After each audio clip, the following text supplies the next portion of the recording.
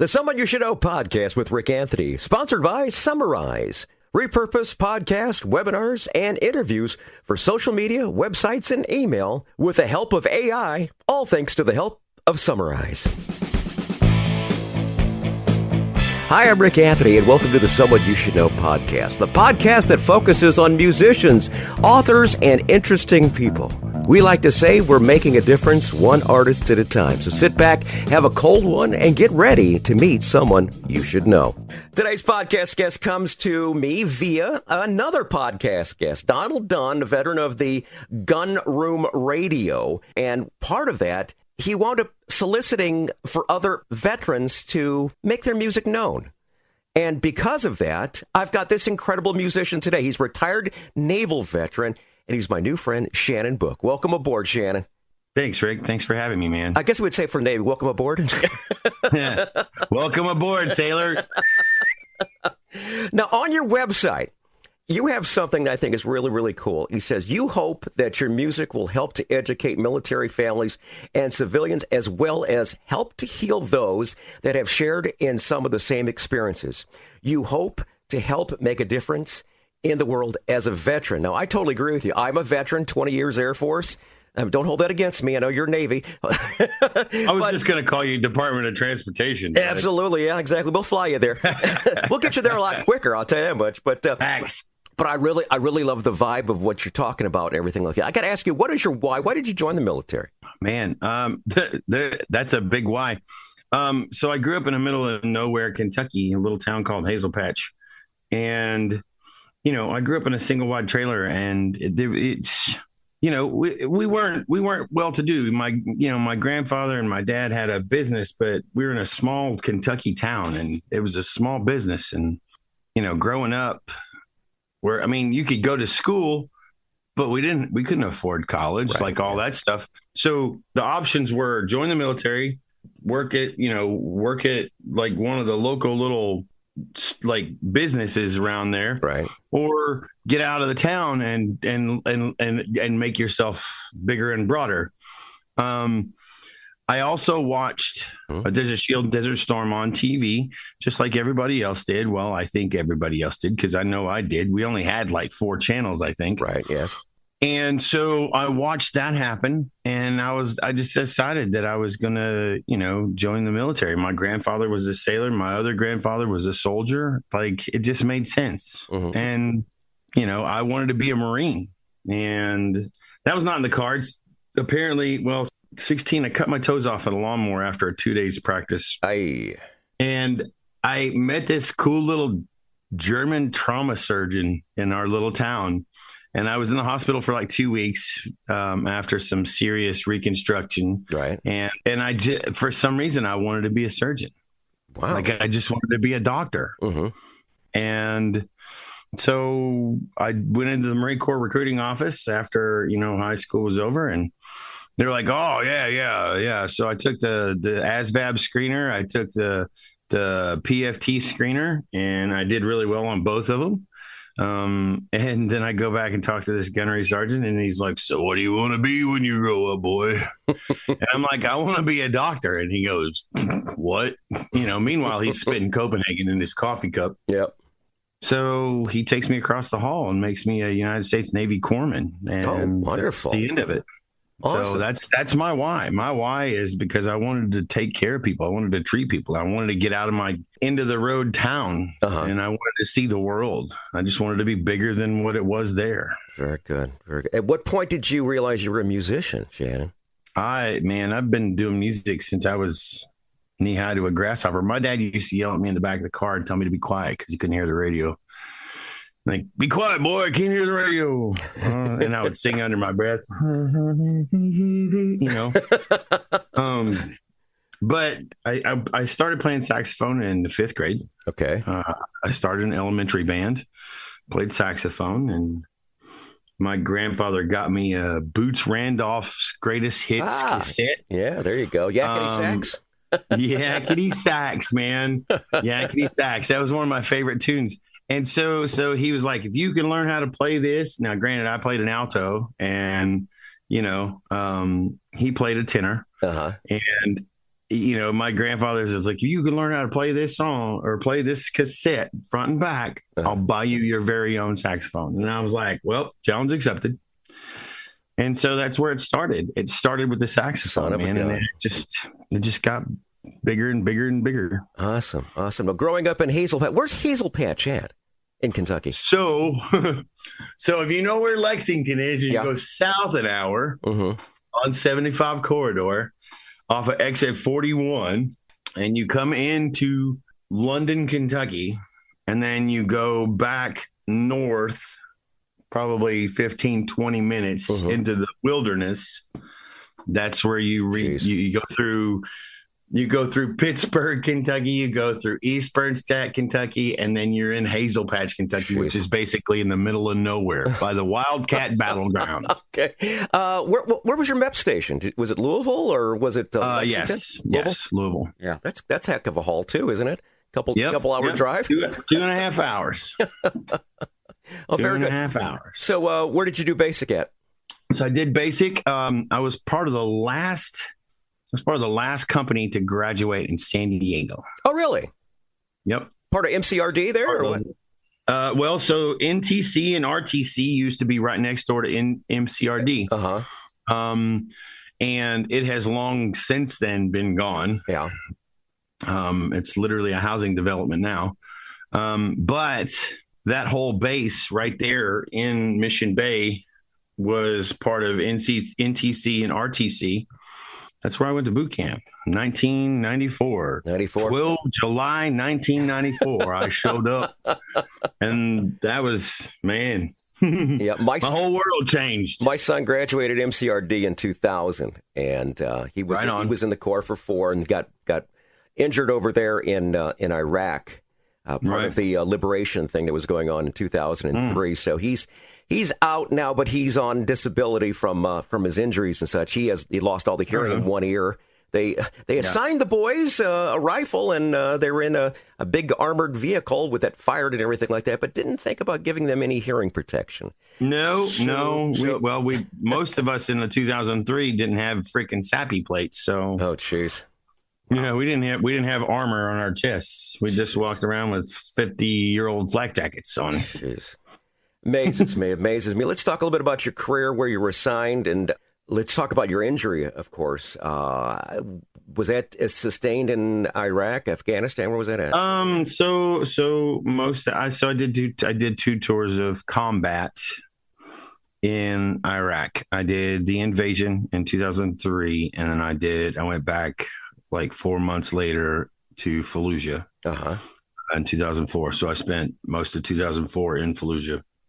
I've probably occurred a lot of injuries in the military, but and I've done a lot of deployments, but I've only done 2 combat deployments.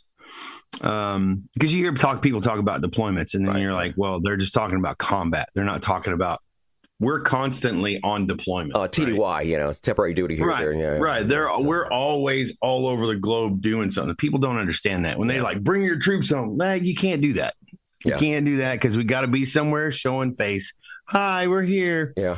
2 tours of combat. I did OIF 1. We came through, we went in and took on Nazaria, blah, blah, blah, blah, blah. My battalion, held on Nazaria after we all took it, and then everybody else went back north to Baghdad and all that stuff. Came home from that, spent about 3 months home, did another month of workups, and then was back in Fallujah by the beginning of the year in 2004. Both deployments caused quite a bit of PTSD. You just don't. It's not a lot of things that you see that you can really relate to, especially since this country hadn't been to war in quite a while. Yeah, absolutely. Since Nam. 20, 30 years. Yeah, since Nam. And we've had plenty of conflicts, but there was not a war. We tried to prepare ourselves. We watched, things like Black Hawk Down. Like I probably watched that movie 30 times on the way over there, trying to get mentally prepared for it. But yeah, so I never got hit, but there was plenty of explosions. There's plenty of situations where things went bad. But there was a couple of blasts that kind of affected me, and That happened twice, once early on in the deployment, and then one probably a couple months later. But there was plenty of PTSD. I totally understand it. Yeah, my son was the same way. He doesn't even want to talk about it. Won't even talk about his time there. I got to ask you, when you first deployed into Iraq, 2003, what unit were you assigned to? 2nd Battalion, 1st Marines. Brad was 1st Marines, 3rd LAR. And as a matter of fact, here's the weirdest thing: the very first night of the war. Yeah, I'm watching Fox News, and there is a reporter from Fox News that's assigned to my son's unit. He was one of those embedded reporters. Yeah. And so we were watching the news and waiting for updates from this reporter to know exactly where my son was. I did not see him at any point during that, but they made it all the way to Crit, I believe. And then the reporter wanted to get more into the action, so he joined another unit that was actually going into Baghdad. My son, he called me on Memorial Day. We're at the zoo in St. Louis with family and such. He calls me and says, "I want to let you know that I am now in Kuwait. I'm heading home in just a couple of weeks." He said, yesterday was the first day I had a shower, and it was in one of Saddam's palaces, and everything was gold plated or gold, everything. He says, that was probably the most expensive shower I think I've ever had. But he says, but I finally don't smell as bad as it was. I can imagine being in like an armored vehicle or something like that, armored personnel carrier with everyone who's been wearing the same funk for 40 days, Oh, it's horrible. Well, and the crazy part about that is we all wore mop suits for like the first 40 days. Yeah. For those of you who don't know, mop suits are the full thing in case you're going to wind up getting chemical warfare. Right. And it's a little warm there, isn't it? It's very warm there. It's very warm there, and those suits don't breathe well. They're literally full of charcoal, and they don't breathe, and man, when a charcoal sticks to you, it sticks to you. Oh, I bet you. So was it full mop gear? I mean, wasn't like just mop 1, it was full mop. Well, we were in like mop 2, mop 3 here and there. All right.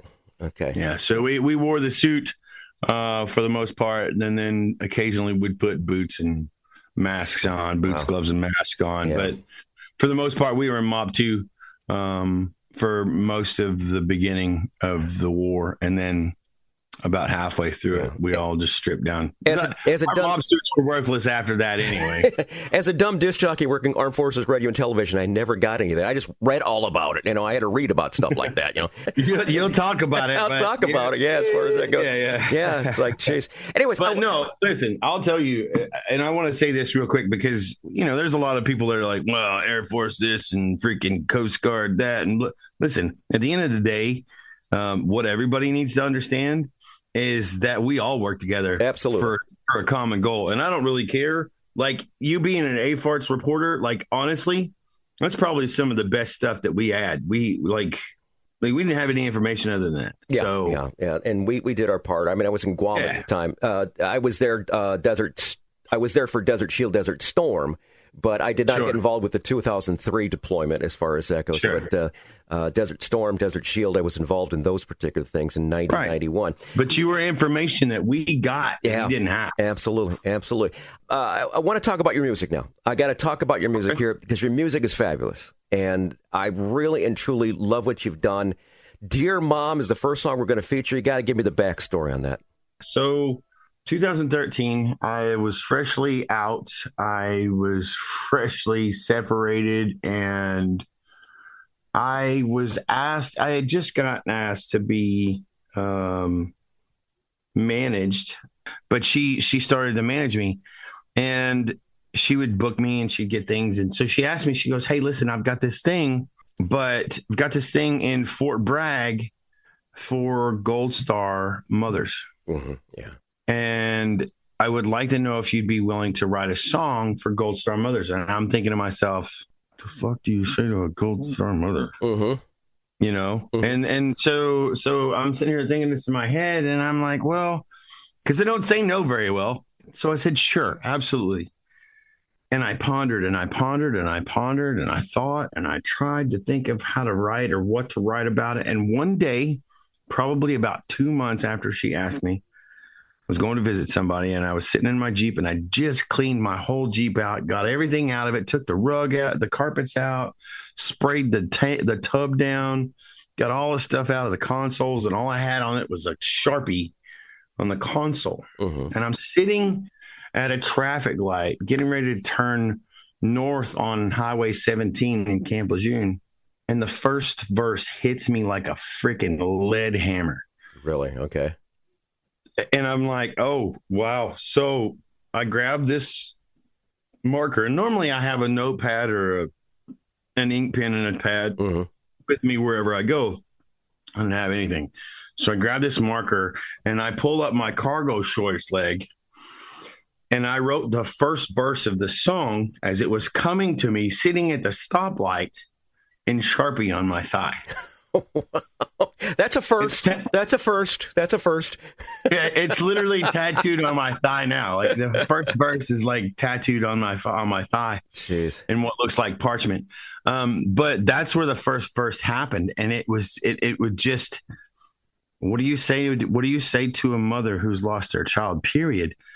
And my answer was, what would you say to your mom if you didn't come back home from combat? Yeah. And then I thought about a letter in my pocket to my mom.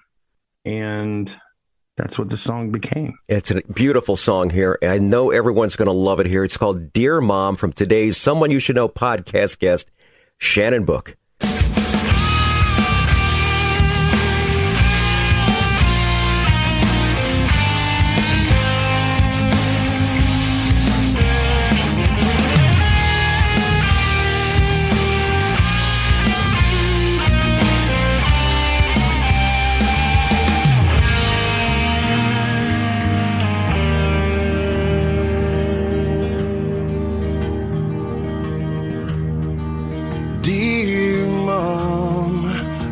A few minutes to write down what's itching inside my mind. It's been too long since we have talked about nothing at all.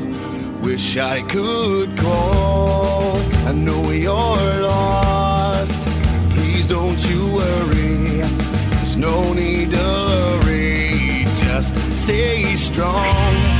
It won't be long before we're together, right here in heaven. I miss you, Mom. Dear Mom, please believe I've done everything I needed to. Dear Mom, I'll be there when you breathe and while you're sleeping.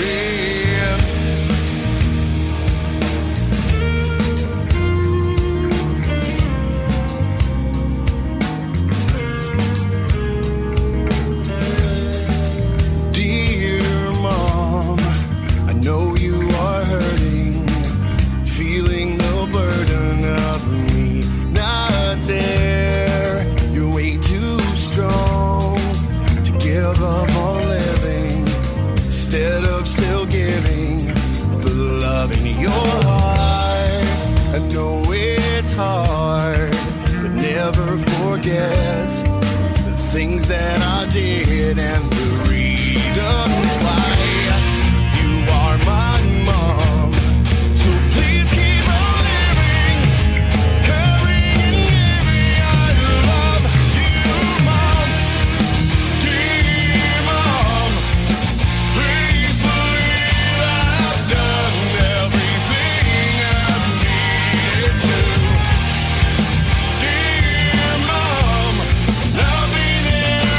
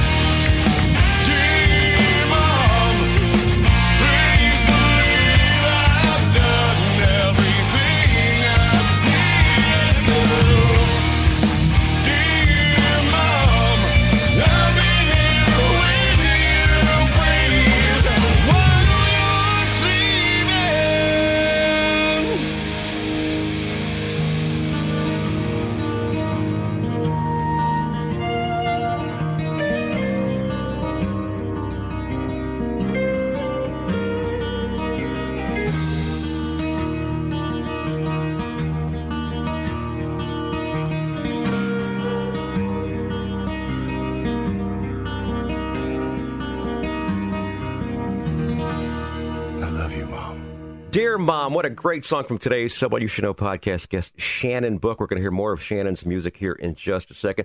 But I want to say thanks so much for tuning in to the Someone You Should Know podcast. You can check us out on the World Wide Web at someoneyoushouldknowpodcast.com. If you go there, you're going to find our recent news, our archive of more than 170 episodes, and a whole lot more. If you happen to be visiting, please leave us a review. Let us know how we're doing. It helps us out big time, okay?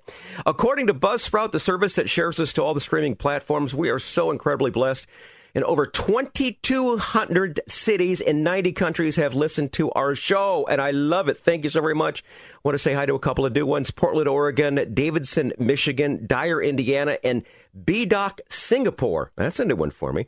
Someone You Should Know podcast, heard wherever quality streaming audio is available. Hi, it's Rick again for Summarize. Summarize repurposes your content from audio and video into engaging, shareable social posts, email content, summaries, quotes, and more. Hey, it's hard work to create high-quality content from podcasts and video content. Summarize gives you multiple types of content to support your marketing channels, from social media posts and email newsletters to show summaries and a whole lot more. As a matter of fact, if you go there today, you can upload up to 60 minutes for free and find out why I like it so much. Go to summarize.com to learn more. That's SUMMARAIZE.com. Thanks for listening, and now back to our podcast.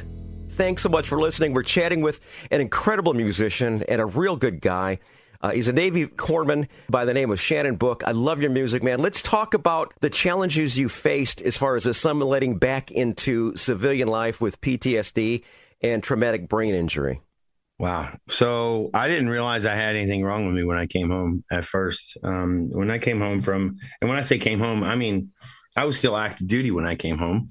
And I was active duty for another 4 or 5 years, 6 actually. And I didn't realize anything was wrong with me, but I couldn't sleep. I had nightmares. Like, I had to drink myself to sleep so that I didn't have night terrors. So I basically was drinking and working, drinking and working, and drinking and working, and drinking and working. That's pretty much what I did for 4 years until I finally snapped. I was in an NJP, and my one of my buddies, was like, "Hey, sir, you should probably get Professor Book evaluated. He's a decorated sailor, and we should have him at least looked at before you slam the door on him and crush his soul." And so they did. They had me evaluated, and they thought it was They evaluated me for alcohol. And this sweet little lady was sitting behind this desk, and she started asking me questions, and she looked at me and she goes, "Sweetheart," she goes, you don't have a drinking problem." She goes, "That's a symptom of all this serious PTSD you have." And I'm like, "Cool. Can we write that down and treat me so I can go back to work?" Cause I'm trying to go to MARSOC. I'm trying to take my own battalion to war. I'm trying to do all this other stuff. I'm just trying to get back to the fight, And she goes, "Well, sweetheart, I don't know that you're going to be able to do any of that anymore. We're just going to have to start taking care of you." And I'm like, "Well, I don't know what to do with that." Long story short, it was the beginning of my personal demise at that time. As as a Christian, I call it seasons now. Right.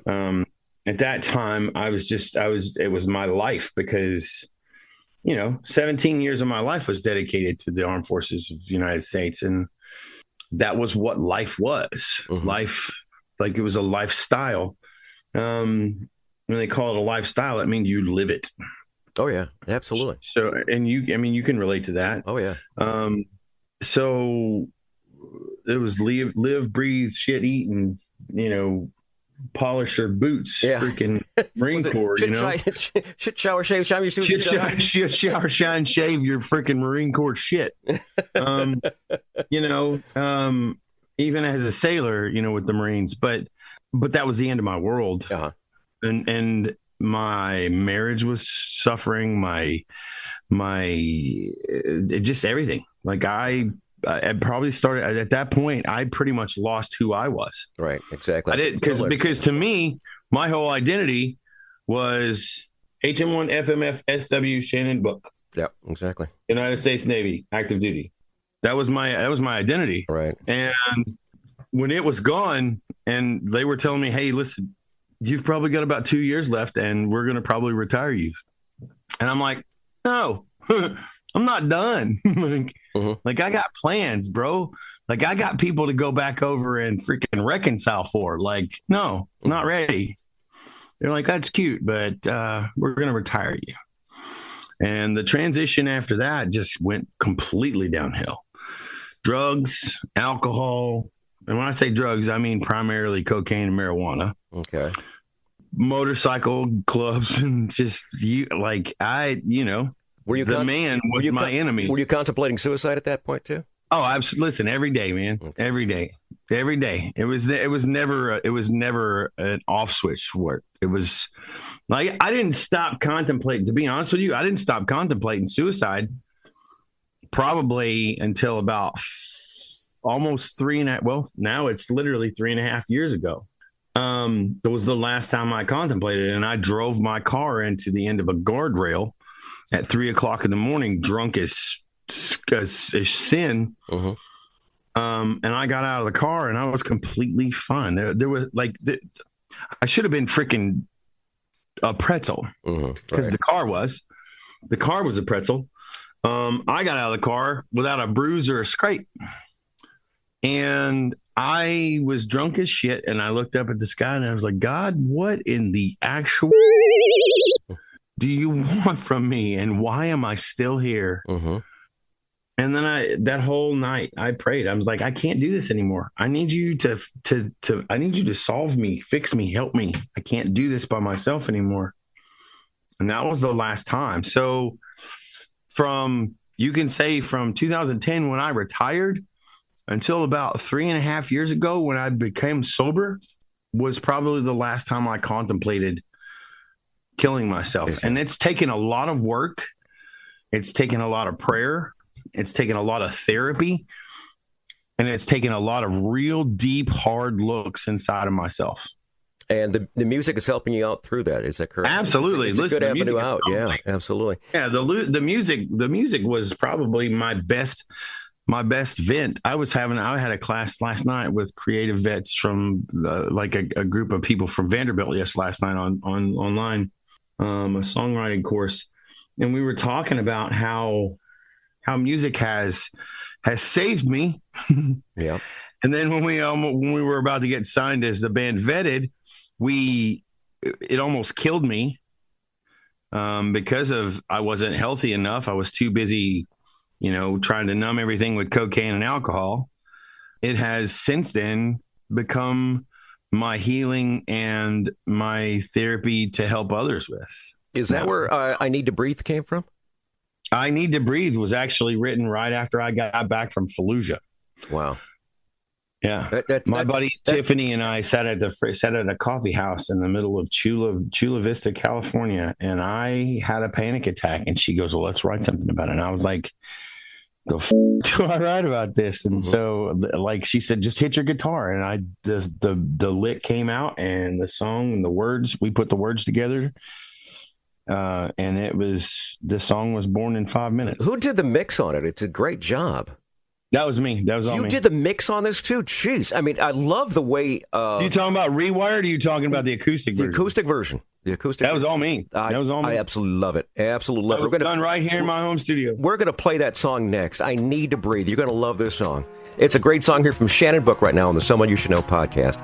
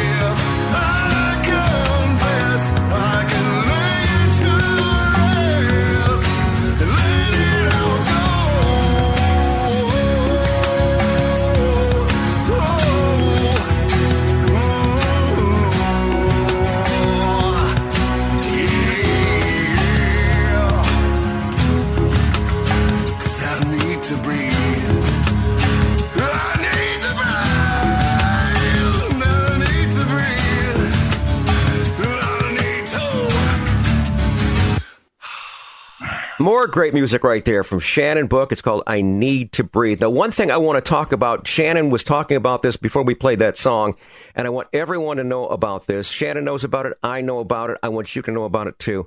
It is a suicide prevention hotline. That number is 988. If you are a member or a member of your family is contemplating suicide, if you're contemplating suicide, 988 is the number to call. Also, military veterans, your local VA clinics and hospitals are there to assist you. Plus, they've got something that our good friend Donald Dunn was telling us about earlier. This is something that's brand new. Local hospitals are available to veterans. If you're seeking suicide treatment, they'll cover you for the beginning 30 days or get you going on your way as far as that goes, okay? So if you are in need of help, 988 is the first place to call. And then seek help from your local hospitals and the VA and the VA clinics. Okay, so that's something that Shannon and I both wanted to mention as far as that goes. Take care of yourself. You are more important than you think you are. Okay. There's always somebody that loves you, even if you think it's not. Absolutely, Shannon and I love you. So we thank you so much for tuning in. Absolutely, too. Absolutely. Also, I got to ask you, now that you got the music going and everything, what has been your high water mark so far? Lord have mercy. There's been so many high water marks and so many low water marks. It's funny. Because everybody thinks that, being a musician and being an artist is like all this glory and glamour and all this other stuff. Sex, drug, rock and roll, wine, women, and song. Yeah. Yeah. But it's not, man. It's so much grind. It's so much grind and grit and just like, I can't tell you how many times, like, it's almost like being on a deployment, man, where you don't shower for a couple of days and you find a pilot and you're like, oh, we're stopping there. But it's and you get a fresh bar of soap from the freaking the counter and you walk in and you scrub yourself down and you're like, oh yeah, let's do another couple weeks. But my high watermark, man, I can honestly say that one was a buddy of mine, Jared Parker, who has since then passed, got us recognized by the committee for the Invictus Games in 2016. Oh, wonderful. Very good. And so we did the closing ceremonies for the Invictus Games in Orlando in 2016, which was epic. The band Vetted was like, we were all combat wounded guys. I love it. And we were all there in front of and we're talking about 17 different nations. Right. Yes. Right. And all these nations wounded guys were there doing these games and we're on stage doing the closing ceremonies and they're just like, wow, that's so cool. So that was a very high water mark. Playing the Whiskey a Go-Go for the first time was a high water mark. Awesome. Playing for Tracy Guns on his birthday at the Whiskey a Go-Go. Oh, you're kidding. Really? Oh, yeah. Oh, I got hired as shit with Tracy Guns, boy. I didn't even realize it was Tracy Guns until after I got so high I couldn't walk. It was bad. I was in the middle of taking a toke and I was like, it was like my last breath. And I was like, wait, this is Tracy Guns, right? Like I'm smoking his weed right now, man. It was bad. It was crazy. It's like doing weed with Willie. Yeah. Yes. Yeah. Well, I mean, apparently it's a bad idea, but it was. Let me just tell you, I was so high, and all I hit was once. It was bad. It was bad. Very bad. Okay. So, but that was a pretty awesome, cool. Mile marker. Very good. I think my biggest mile marker, to be honest with you, today is the making of the music video Dear Mom. Yeah, it's a very, very nice thing. Matter of fact, we're going to include that down in the show notes. I got to ask you this. You've had the great moments, partying with all those great people and everything like that. But then again, there's been some times where things just didn't go as planned. We have a segment we always do called Tales from the Road. Those are those infamous road stories where things didn't go quite as planned. Think Spinal Tap, Shannon. What would be your Tales from the Road? Just turn it to 11. It'll be cool. Dude, there's so many. So one that comes to mind is the last little tour that we did as the band Vetted. We were on our way out to California. We were going through Wyoming. I was driving. It was like 5 o'clock in the morning, and it was blizzarding. It was this nasty blizzard. Yeah. middle of January. And we get to this massive hill going into Wyoming. Uh-oh. And the sun's coming up. So now the road's starting to heat up. The ice is starting to melt. And it's starting to get slushy. Well, lo and behold, like I'm going down the hill in second gear. And for some reason, the trailer breaks loose behind me and it starts to swing out behind us. No. And everybody else in the van is completely passed out. They're all sleeping because they've been driving all night. And it's my turn to drive. It's my last 2 hours of driving. And so I'm like, okay, no.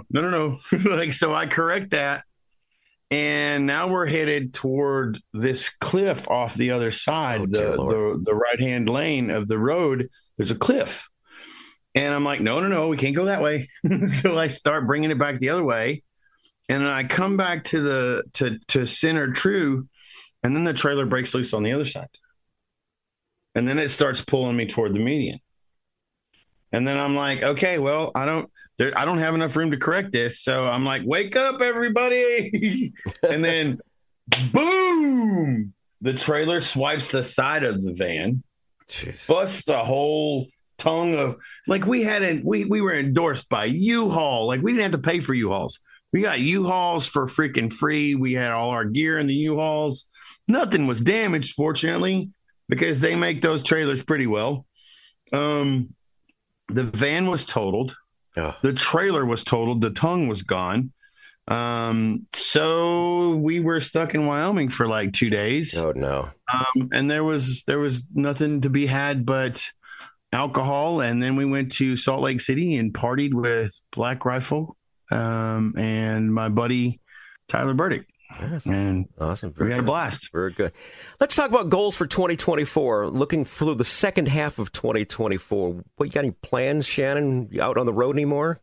Oh, well, man. So, yeah, I'm like, my whole year is pretty much scheduled for me as of right now. What I want to do is I want to get Deliberately Broken, my band, back up and running on the road and get us out touring and doing things. I'm constantly doing singer-songwriter stuff, which is awesome. Great. I really enjoy that stuff. Yeah. But I also like putting my guitar plugged into a heavy, hard driving amp and making lots and lots of grinding noise. Yeah, absolutely. A stack of Marshalls or something like that. I don't do that shit anymore. That's too much work, man. Yeah, plus your hearing. I'd like to keep your hearing for a couple more years as far as that goes. I'm already deaf. Tell you what, Shannon, when the band gets going again, let us know. We'll have you back on, all right? Awesome. We'll bring all the boys on. Awesome. Very good. Final song we're going to feature is Not Alone. It is very important to remember that you are not alone. Once again, that suicide prevention number, 988. Okay, let's talk about the backstory on Not Alone, Shannon. I wrote this song when I was with Vetted. This was probably the latter part of my career with those guys. We had come back from a tour. When I say early, we came back early. We came back around, we got home around like 10:30 at night into Houston. And we decided that we were going to go downtown and just party the rest of the night, party until the lights went out. Mm-hmm. Long story short, I crashed at the studio that night, but I woke up at like 4 or 5 o'clock in the morning. And these words are just running through my head. They're just running through my head. So this song, I don't feel like I even wrote this song. To be honest with you, I feel like God woke me up to have this song written. Very nice. And I feel like God was trying to get me to say these words to people and to share this with people. And still to this day, like I pledge every dime that's ever made from this song to an organization of my choosing, that actively and effectively fights suicide. So if it starts making 20s of 30s of dollars, we're going to give those monies away. Awesome. Very good. Well, hopefully someone hearing this show will be happy. And where can we find your music at? Social media, real quick. Any place you do social media, anywhere. I mean, I don't know about Parler and all those. Like I have a Parler account, but most of the big accounts like X and Instagram and Facebook and but anywhere you get your digital music, YouTube, Spotify, Apple Music. Yeah. Mm-hmm. Yeah, Prime Music, any of those things. Anywhere you get your digital music. I even have music on Napster. Can you believe that shit? Do you have a MySpace page? I still have a MySpace page. I can't believe you even brought that shit up. Just ask Tom; he'll tell you. And I did notice that your email did not end with AOL. So Not anymore. not anymore. Okay. It has been an absolute delight. We're going to close the show with Not Alone. Shannon, it has been an absolute delight, sir. I salute you from one E6 to another. God bless you. Thank you so much. It has been my entire pleasure, my friend. Thank you. Thanks, Great. man. I had a blast. Your music. I had a blast. This is probably one of the coolest things I've done in a while. Thanks, bud. I've done a lot of podcasts, and this is probably the most professional I've ever been a part of. It's 44 years of doing it, man. So what can I say? You know, a lot of people say, you know, genius at it. Thanks, brother. God bless you.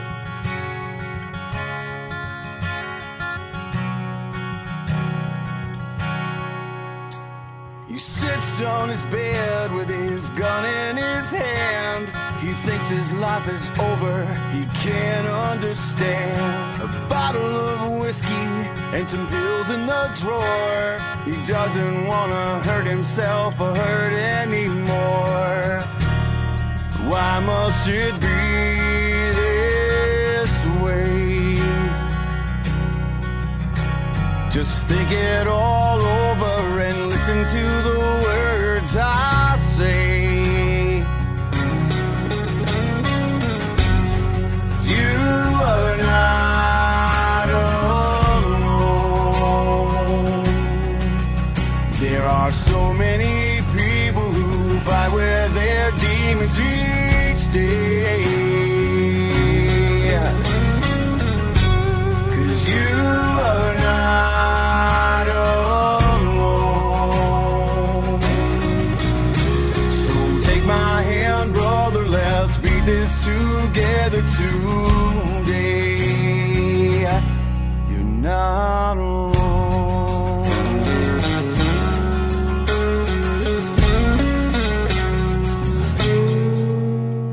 She picks up the clothes that fall loose on the floor. She finds a crumpled letter just behind the door. Begins to read it with tears in her eyes. A horrible feeling takes over inside. Says, honey, can I talk to you? There has to be something that we can do. You are not alone. There are so many people who fight with their demons each day. 'Cause you are not alone. So take my hand, baby, let's beat this together today. You're not alone. Ooh, you're not alone.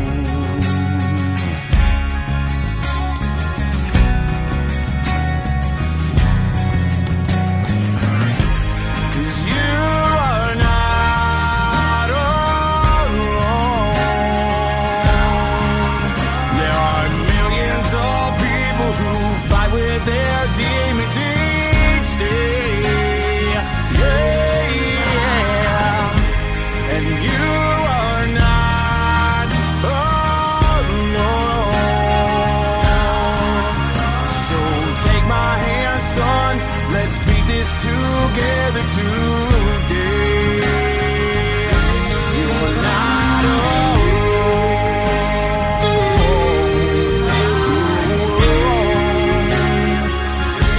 You're not alone. You're not alone. Sits on his bed with his gun in his hand. He puts it away, 'cause now he understands.